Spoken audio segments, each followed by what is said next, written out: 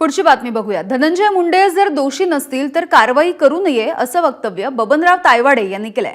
धनंजय मुंडेंच्या बचावासाठी आता ओबीसी महासंघ सुद्धा सरसावलेला दिसतोय।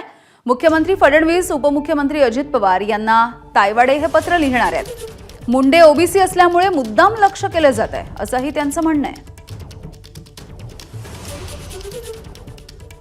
आपल्यासोबत राष्ट्रीय ओबीसी महासंघाचे राष्ट्रीय अध्यक्ष बबनराव तायवाडे आहे। सर, असं चित्र दिसत आहे की कुठेतरी धनंजय मुंडे यांना चारही बाजूनी घेरण्याचा प्रयत्न होत आहे। स्थानिक राजकारण आणि ओबीसी असल्यामुळे मला लक्ष केलं जात आहे।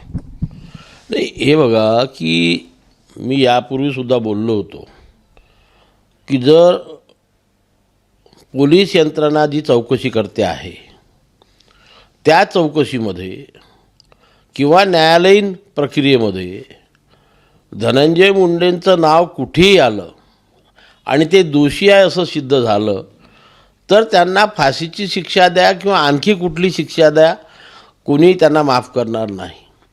पण आपण एवढे दिवस झाले बघून राहिलो की पोलीस यंत्रणा चौकशी करते आहे, बाकी सर्व यंत्रणा चौकशी करते आहे, पण त्यांचा याच्यामध्ये या प्रकरणामध्ये कुठे सहभाग आहे असं अजून कुठल्याही यंत्रणेने जाहीर केलेलं नाही, घोषित केलेलं नाही।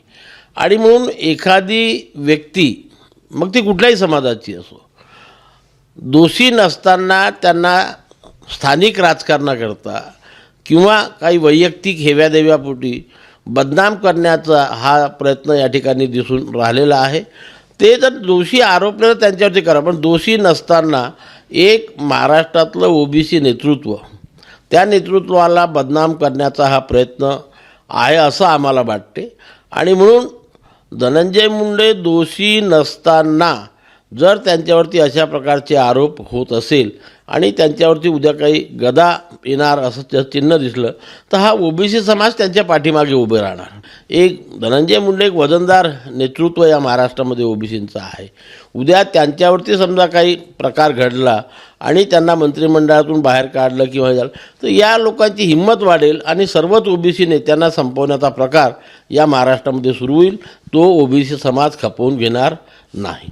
या संपूर्ण प्रकरणाला घेऊन पुढील काळामध्ये आणखी काय घडामोडी घडतात हे देखील बघणं महत्त्वाचं राहणार आहे। कॅमेरामॅन व्यंकटेश नायडूसह तुषार कोहळे, एबीपी माझा, नागपूर।